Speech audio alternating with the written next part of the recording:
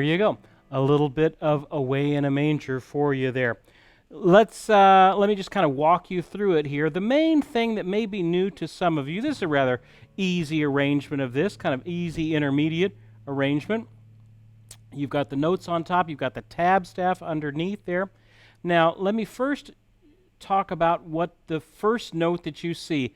It's a G sliding up to an A. It's kind of a small G, and you'll notice it has a little slash through it. That's a grace note. So what happens with those is they happen right either on the beat or just before the beat, generally on the beat. And you go from that note to the note you're targeting, which in this case is the A. So I'm sliding up to the A. Now, I'm using my pinky on that G to go up to that A, because you need to end in the right position that your target note is on. So I don't want to go, if I just look at that G, I would play it with my third finger and slide up to the A, and suddenly I'm in the wrong position for the D5 that's in the first measure. So I've got to use my pinky. So you're going to see a lot of those here. Those are grace notes, little notes that slide up or sometimes hammer on or pull off to a target note. So that's what those are, and you'll see them several times in this song. So it starts out sliding up. Now, I'm doing this finger style, but William is asking, are there any places that this arrangement that you could change if you were flat picking? So if I was flat picking, okay, let me grab a pick here. If I was flat picking, let's see how I could do it.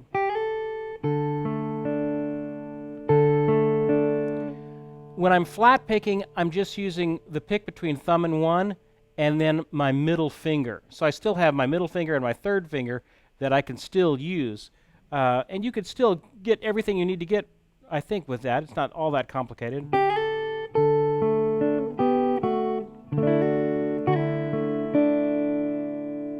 Okay, so that's how if I was doing it with a flat pick. In fact, I'll just use that flat pick for a while. Nah, change my mind. Let's not do that. So, and then I do some 6 to harmonize that melody.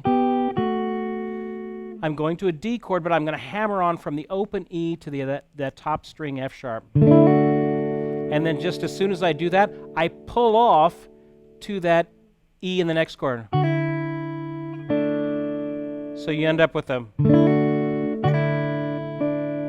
hammer on, pull off, and then the note. It just gives a little bit more interest in your playing instead of just going. When you hammer on and add these grace notes, it gives a little bit more interest there.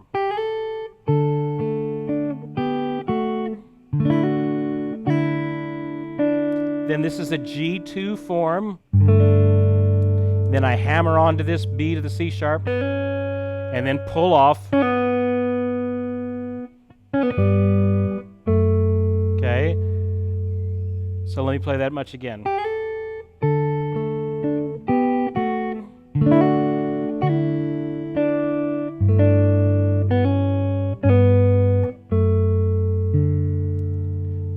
Let me mention in that last measure, see how the A, the top note A, is a half note, and the bass line, that F sharp going to the D, those are quarter notes. So I need to hang on to that A while this movement is happening in the other string. So don't just go and just cut off that top note.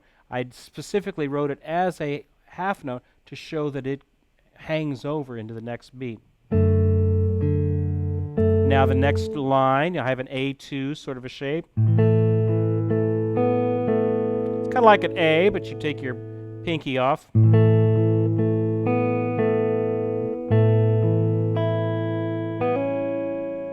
I'm hammering on from that B to the C sharp. Back to my G2 sort of a shape. And then I'm back to my D with the hammer on. All right, so let me play those first, 8 bars there for you. Big open D5 here. Harmonized in 6th, hammer on, pull off. G2, hammer on, pull off. Hang on to that A. A2.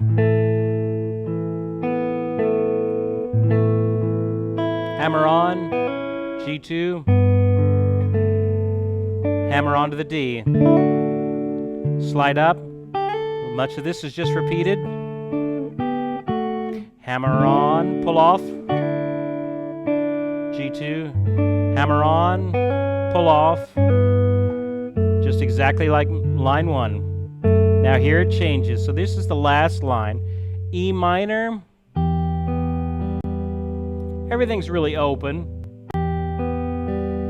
I do 6th again to harmonize this line. I go, it's a good way to harmonize.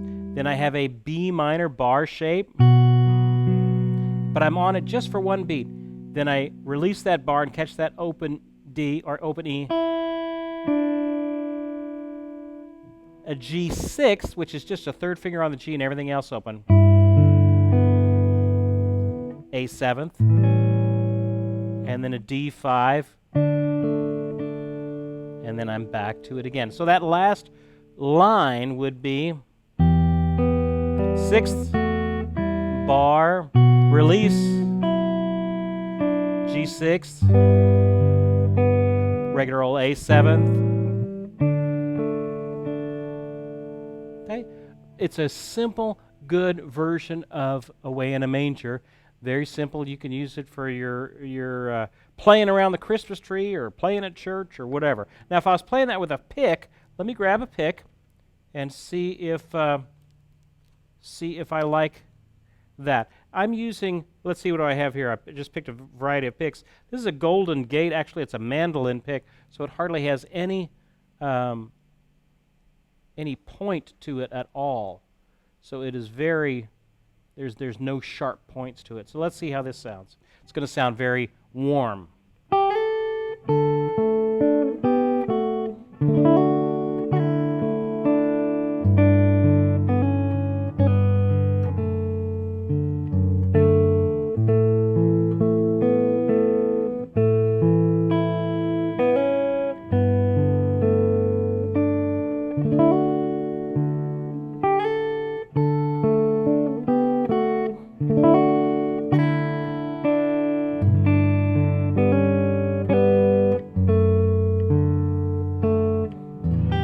Now that one's tough to do that E minor because I almost have to fill in the rest of the chord with a flat pick.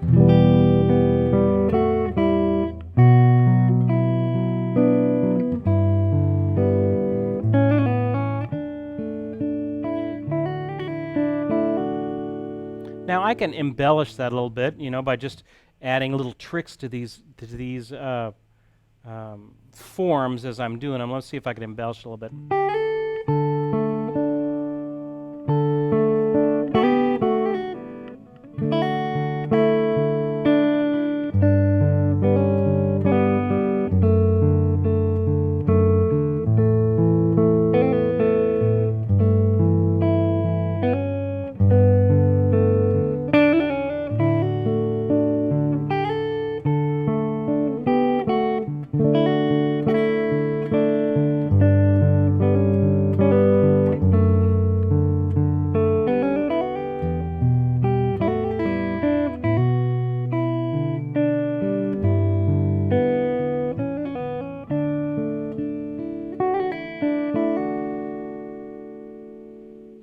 Just some ideas for Away in a Manger. So there's that. Any questions on that particularly? On this guitar, I'm using the rhythm pickup up here, and I've got the volume full out. I've got the tone on about 6, and I've got my old jazz polytone amp back there instead of I was using the Fender, I believe, last week, the little Fender Deluxe reverb, which sounded fantastic, but I had my amp in the car, so I thought I would bring that in. And Don is asking about that. Okay, this is it's a polytone amp. He's asking about the amp that I'm using, and it is a polytone amp. I don't think they make them anymore, and but I have had it since high school. So we are 30, 40 years I've had this amp. It has played a million jobs in a million smoky clubs, and has been overseas and all kinds of things, and keeps turning on. So that's and it's light, so I like it. The older I get, I'm more listening for how I'm more choosing an amp by weight. I don't know what the deal is with that, but there you go. All right, so a little bit of a way in a manger. Enjoy working on that. How I generally write arrangements is the top line is the melody line, and I usually leave the stems up for that. The bass line is the lower stemmed notes. Sometimes I'll even make those a little bit smaller than the melody note, just so it's a little bit easier for you to visually see. All right, let's get into the big one, the big song. Okay, this is going to be "Hark the Herald Angels Sing," and it's a little more technical than "Away in a Manger." So let me play it for you first, and then we can talk about it. Neil is saying Polytone has been out of production. Randy is saying, has my Polytone amp been serviced? Tube amp, the short answer is no. I have played this dumb thing for 30 or 40 years and never had anything done to it. I take it back. I did change the fuse on it one time myself, and that's all I've done to it. So talk about something that has been used and abused and keeps turning on. So it's a great amp. All right, this is "Hark the Herald Angels Sing." I played this last week, and it's an arrangement I've had forever. I just never bothered to write it out, and so now I've kind of written it out. I'll try and read what I wrote out, although that's going to be a little bit tough. So I may just kind of revert to my memory on that, but we'll see. So here's "Hark the Herald Angels Sing."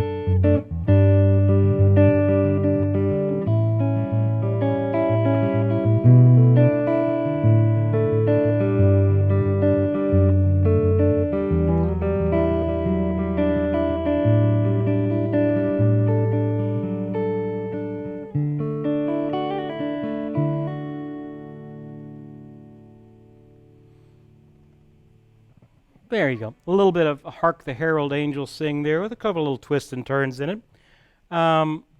Neil is asking, what software did I use to write this arrangement? I am a Finale man, so I do all of my arrangements. Everything that you've seen that has ever come from me has been done in Finale, including the Gibson Learn Master stuff, everything we did for Gibson Skills House. That all has been done in Finale. Now I have the full version of Finale. I've just grown up with Finale. I've been doing Finale for 25 years. So there's Sibelius, which is great too. That's another program. Those are kind of the two big ones, Finale and Sibelius. There is like Guitar Pro now, which a lot of folks are doing some stuff. I know Kirby that does Tommy Manuel's arrangements. She uses, I believe, Guitar Pro.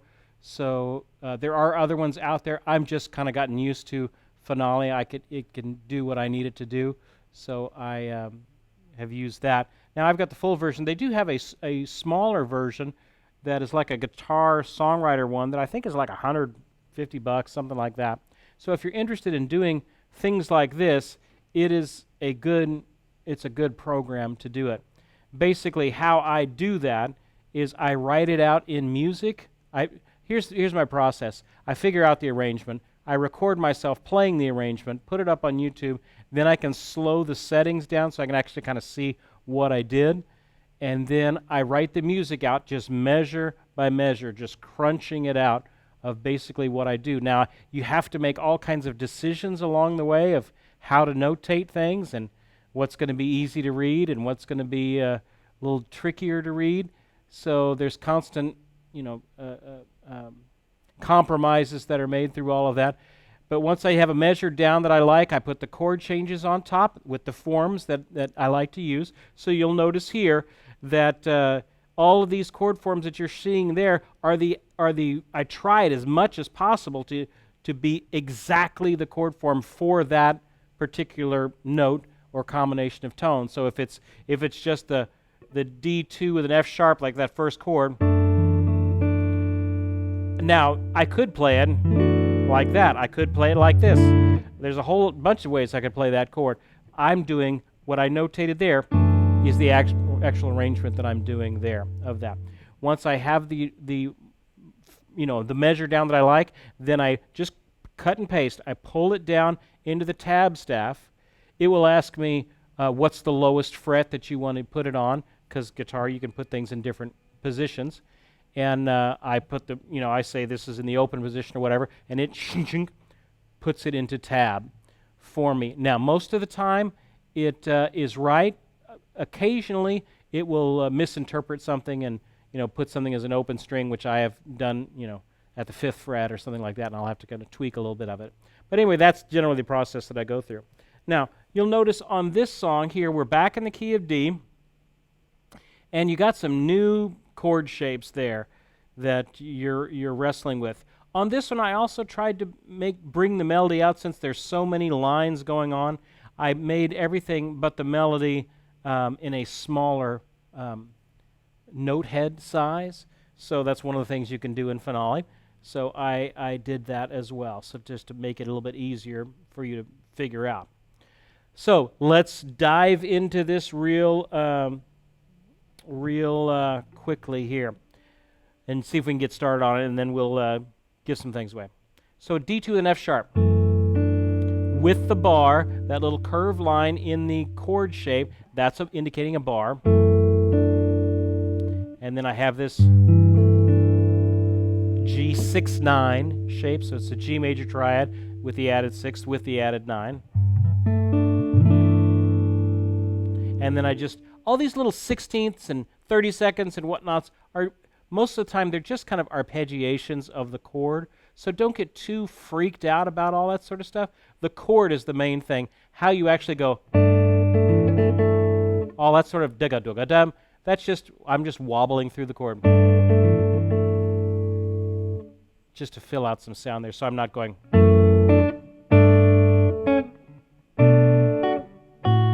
It just needs extra notes in there, so I just wobble those in there.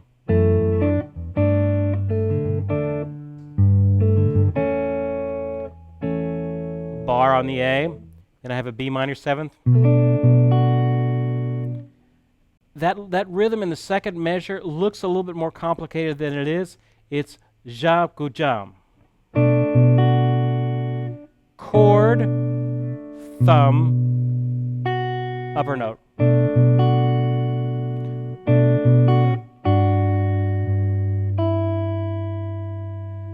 Now, part of the reason I'm kind of flipping around a little bit is I completely tore off my third finger nail here, and it is kind of hampering me a little bit because it went way down into the deep part of the quick part of my hand, so it kind of hurts there. So I'm kind of avoiding my third finger. I've done tons of Christmas programs in the last few days, And we did a big concert at the First Lutheran Church in downtown in Nashville, this big cathedral-looking place, and standing room only, and no amp, just me and concrete walls and hundreds of people. And so I really had to play, and I ended up kind of breaking my nails a little bit there. So I'm kind of avoiding some of that. Plants Man is saying, am I hooking my thumb over to play the F sharp? No, although there's nothing wrong with you doing that. I just never could do that really effectively. But some guys, Joe Robinson, Tom Bresch, all these guys, they do that great. I could never do that, so I had to kind of figure out other ways to do it.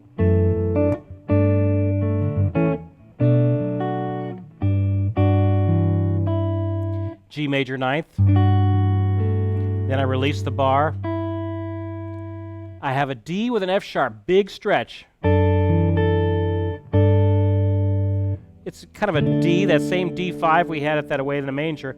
I just had the F sharp in the bass. And then I just scooted up for the G2. Now, while I'm thinking about that, on the other song, the Away in a Manger, no. It's no, it's in this song. I'll tell you when we get there. Sixth again. You'll realize I only have about 4 tricks, and then with harmonizing notes and how I put together arrangements, so you'll see a lot of the same things over and over again. Next line, D with an A in the bass, A7 to a D. Now, why would I put the A in the bass on that? Well, because I don't want to go D, A, D. I want it to sound like it's building up to a resolution, and the actual resolution is on the D. Okay, so I don't want to have the D in the bass. That's too ending sounding. So I'll just have the A in the bass. Then I do it. Just a little trick. Okay. Now look at that little end of the second line, first measure. That is a little lick in D. It's not anything magical, and the only way to play it, it's just a little flourishy lick in D. Learn how to do some of these.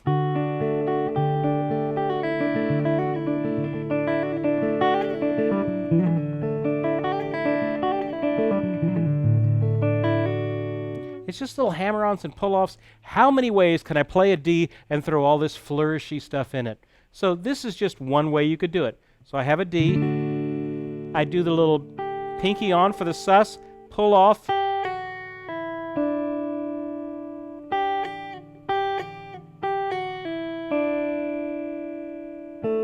I'm just working my way through the chord. This neck is so thin, my first string is kind of flipping off of the neck a little bit. Okay. Now, instead of going to a D, which is what I would typically do, I'm going to use the E, low E, and jump right back into that F sharp of the next measure. So that measure, line 2, first measure would be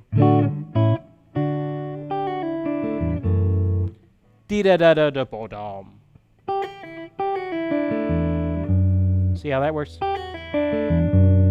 Okay, so that measure.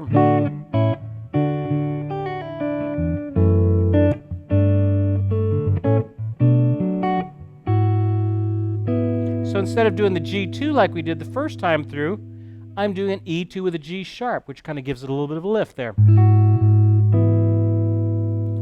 And then I'm going to this A2 with a C sharp in the next measure. And I'm going to do a little slide, a little to get myself there. So that measure.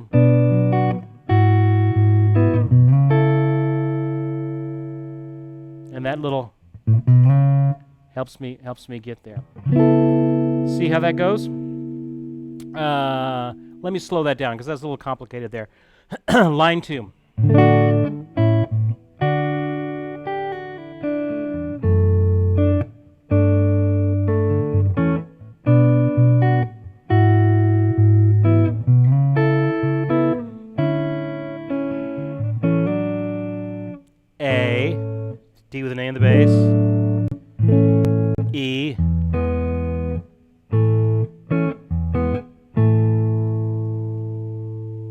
you go. We have a couple of folks asking about zooming and camera angles and things like that, so make sure we're getting the right things on my hands there. All right, so let me play that whole first page for you, and then we'll take a break. Okay, so this is the first page. I'll do it super slow. You ready? Yeah, it looks like you could tighten in on camera 1 a little bit, and then on camera 2, you could probably give maybe just the top half of the neck here. Okay, so let me play that first page for you, nice and slow.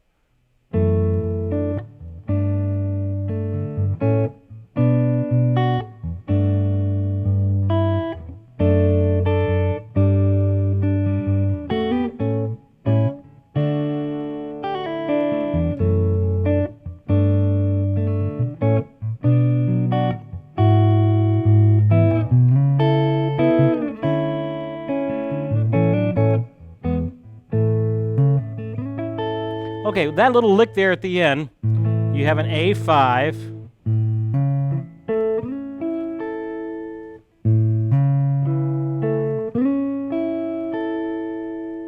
It's just a fun little arpeggio thing in A to get me up there. So I hammer onto the C sharp, and I have this little A triad, and then I slide up and do it an octave up.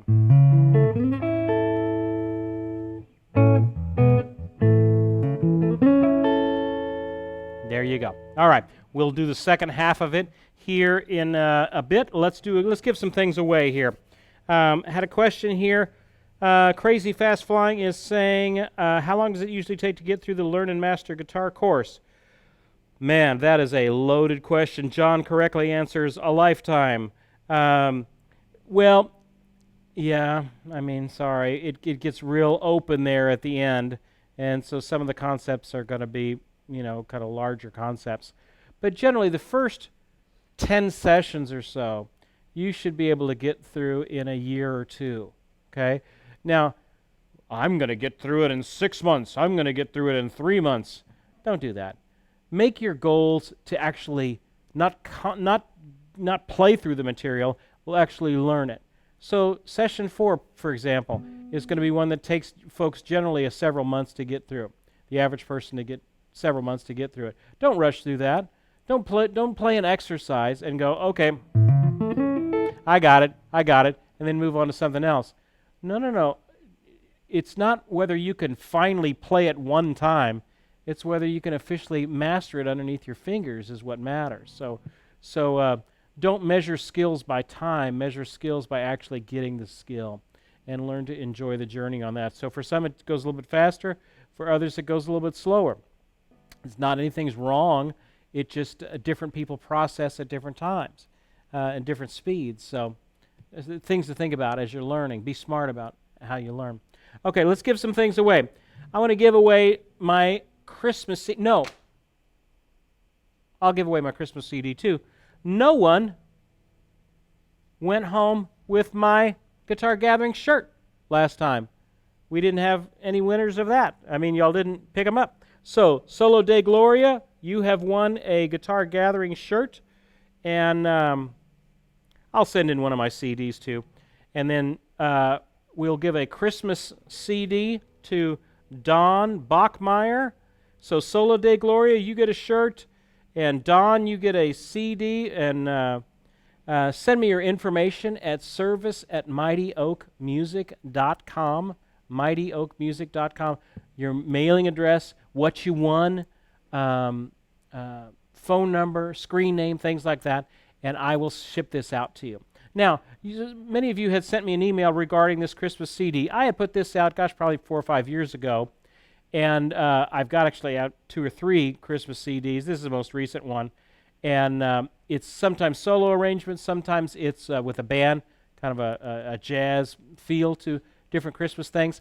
If you're interested, I'm going to send out a link tomorrow if you're on our email list for the Christmas project. Currently, it's not up on the website or anything, but I'll put it up because I've got some, and a lot of you are asking about that. So I will put that up. If you want to make sure and get one, if you're interested, just email me at service@mightyoakmusic.com, and I'll send you the link to get that one. So there you go.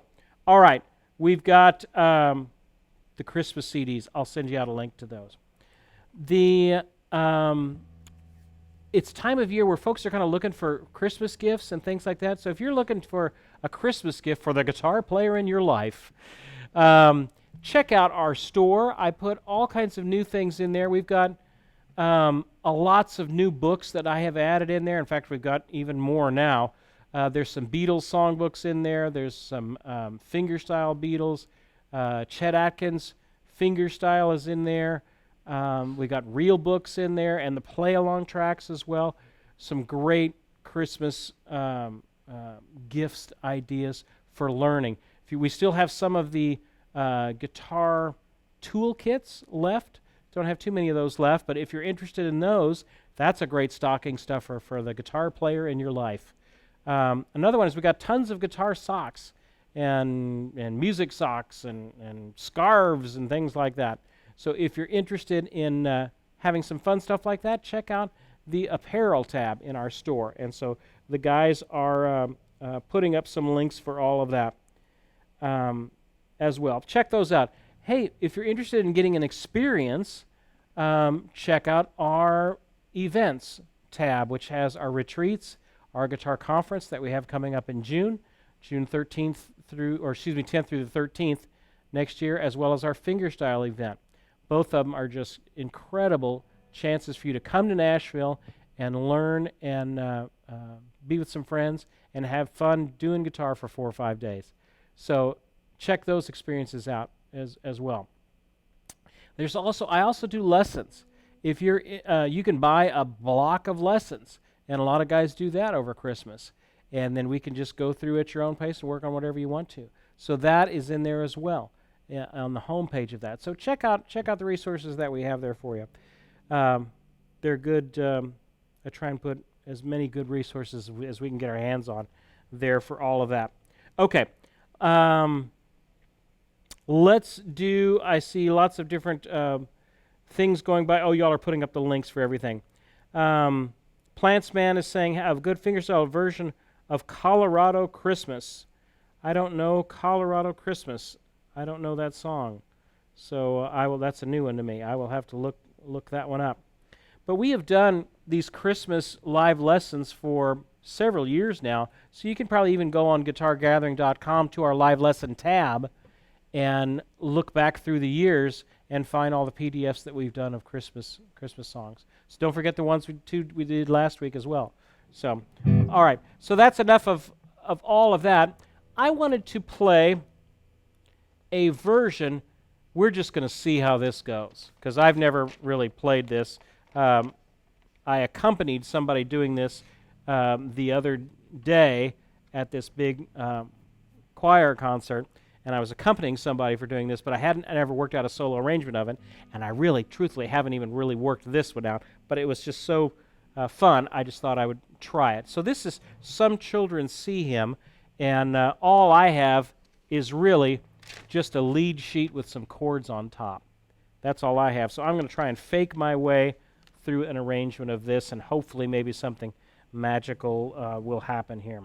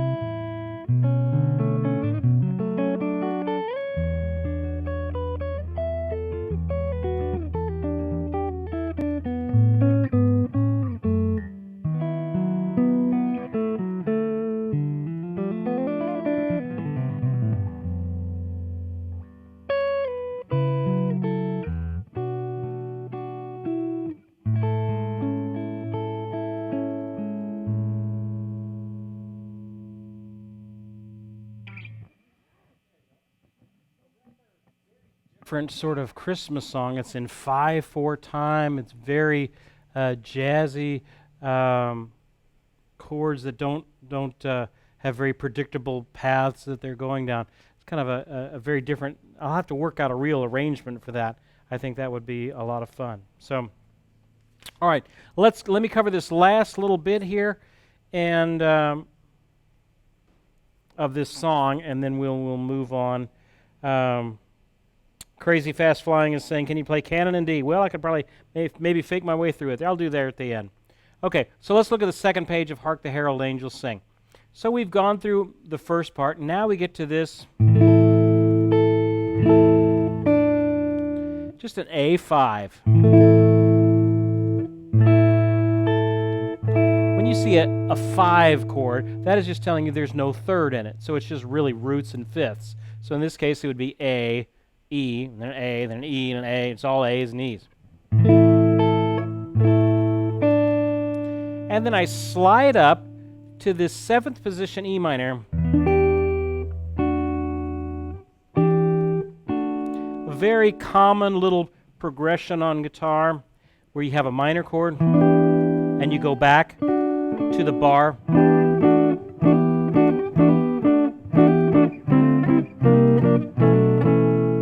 It's a very stereotypical progression that you're going to see on guitar a lot.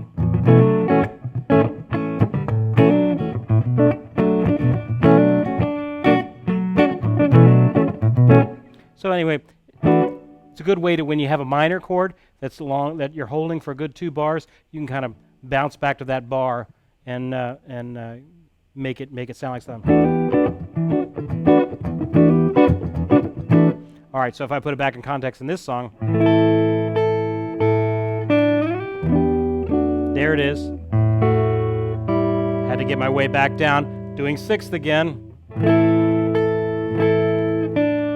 Now, instead of doing the same E minor D thing, I varied it up a little bit just to kind of twist your ear a different way. So I did a C sharp minor 7 flat 5 to an F sharp augmented, which would be kind of a 2/5 into a B minor, although I'm not going to the B minor. So it just twists your ear a little bit different way. So here's the first version.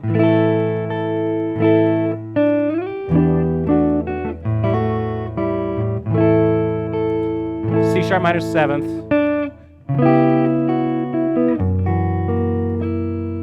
See how that twists your ear a little bit different way there? Now, the second line of the second page. Let me show you what we got here. Now, you can do that G major 7th 2 different ways. The small way, the easy way, which is this one, the one that I wrote there. You have an open, or you have a G, and then you have a bar at the 7th fret on the last 3 strings. You can do the G major 7th that way, or if you're really slick, you can bring that hand down, bring that wrist down, put your 6th string first finger on that low G, make everything else open, and you end up with a larger form there. So you have the upper form, or I can use this lower form. And there, you'll notice it goes into another minor 7 flat 5 to an augmented. When you see that combination, minor 7 flat 5 to an augmented, 9 times out of 10, that's functioning as a 2/5 going to a minor chord, and in this case, it's going to an E minor. So I slipped in a little 2/5 of that E minor, which would be an F sharp minor 7 flat 5,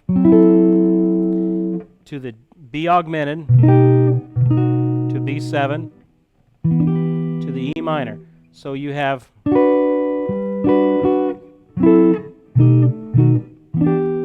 see how kind of jazzy that sounded getting to that E minor. That's because I added that 2 minor 7 flat 5 B augmented 5 before that. Okay?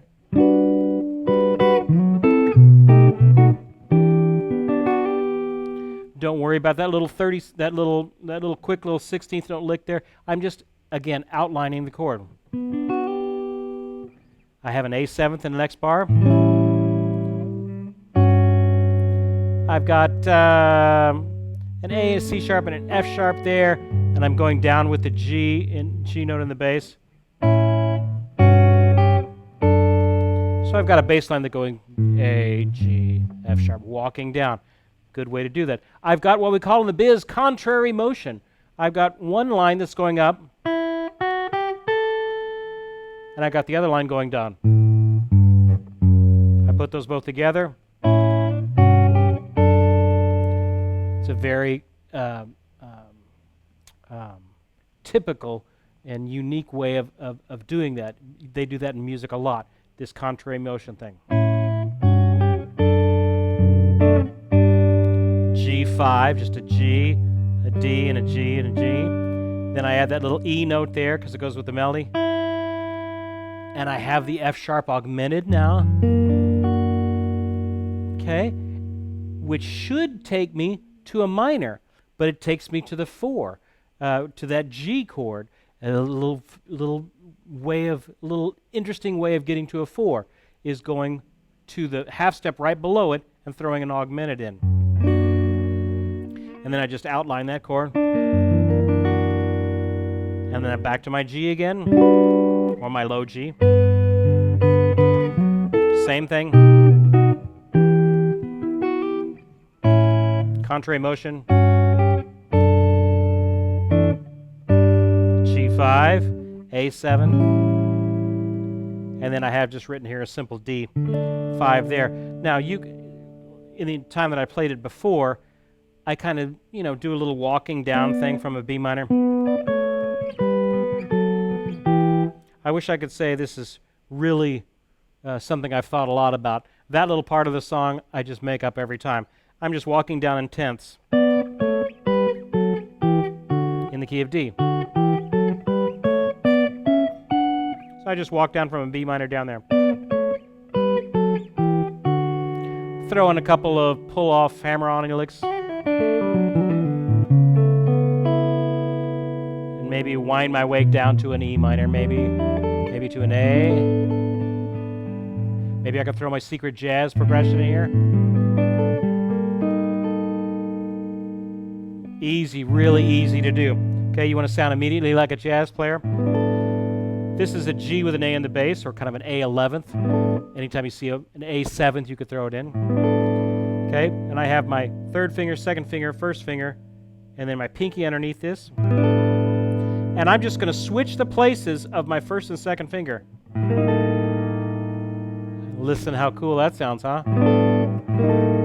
Sounds like I'm a real jazz player. All I'm doing is switching places. So the second finger goes down to the second string on the 4th fret. First finger goes up to the 3rd string at the 1st fret. There you go. It's a very quick little way to sound jazzy. So I'll do that.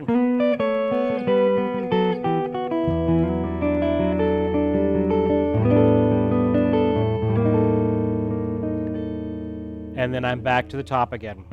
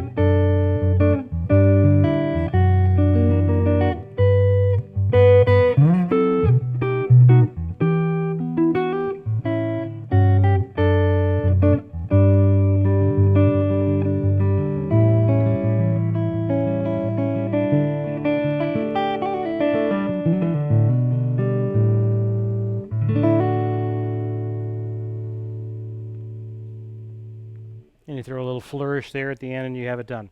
Okay, Doug is saying, would doing a simple strumming be starting first to get these chords underneath your fingers before venturing into the fingerstyle? Yeah, the first way that I would, especially on the first song, the Away in a Manger song. Those chord forms are a little more standard. These are a little more specific to this arrangement. So, but if you're unfamiliar with them, yeah, a good way to practice new chord forms is just to take them out of the context of this and just go, okay, whole notes. And then I do the switch. Then I switch back.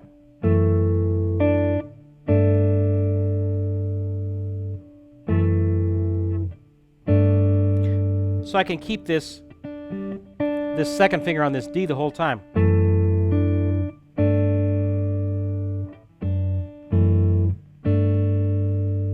Then I go to the next one, A, to maybe the B minor 7th. And I would practice that, A, B minor 7th. And then this G major 9th. So you just practice them in whole notes. And you maybe count in between them. You know, and today you got, I got 10 counts in between between this chord and that chord. It took me 10 counts before I got it. Or put on your metronome. It took me 10 beats to get from one to the other. Great, and then just keep working these transitions between these different chords. Then as you practice it for a few days, you'll notice it'll go down to 8 beats, and then 6 beats, and then 4 beats, and pretty soon you're able to do that change with just a couple of beats. That's where we want to go. So if you find as you're going through here that some of these chord changes are trickier than others for you, take that tricky one, okay, and just work on that movement. Get one of them to sound correctly like you want it, and then move to the next one and get it how you want it to do it. Now, I've worked out this arrangement, so I know it, so don't go by me. You're going to have to kind of carve it out for your own learning. But don't get frustrated if you just can't do it something the first time or the first 10 times. Sometimes you run across problems that are 50-time problems, and you're just not going to get it no matter how gun-ho you are in the first 10 times. It's just a 50-time problem. So be patient with your learning on that. You're not doing anything wrong. It just takes some time. A lot of times we just get so impatient with it. We don't give it enough time to do it. Okay, we need to land this ship. So I want to give away 2 more CDs. You ready? Pick out some names. Pick out another name.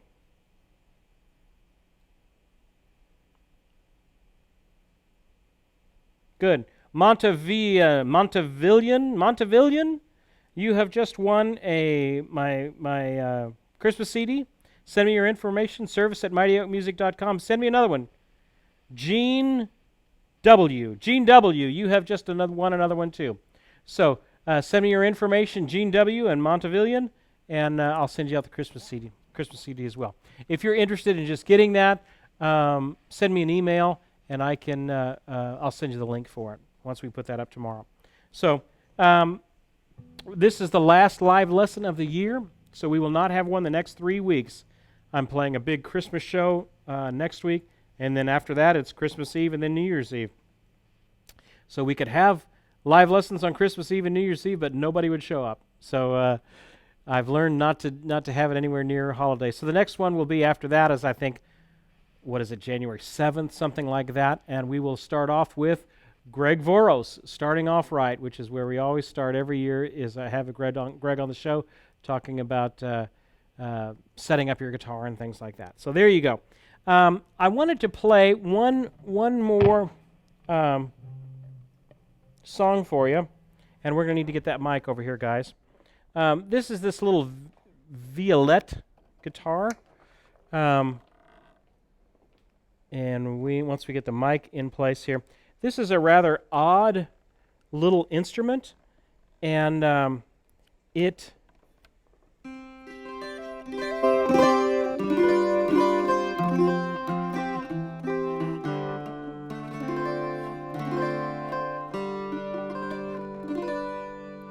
sounds very mandolin-like, but it's like a guitar because it's tuned like a guitar. It just has the double strings.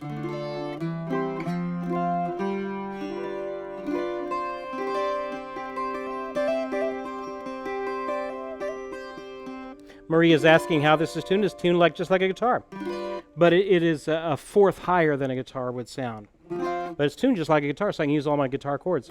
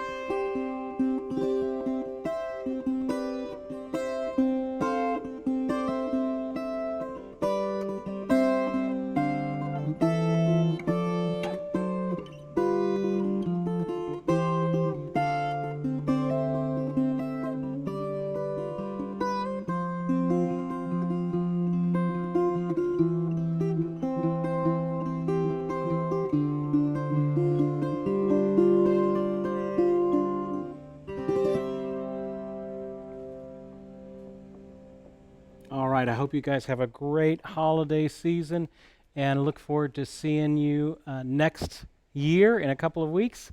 And thanks for being the best guitar family I could ever imagine. Keep up the great work on your instrument. We will see you guys next time.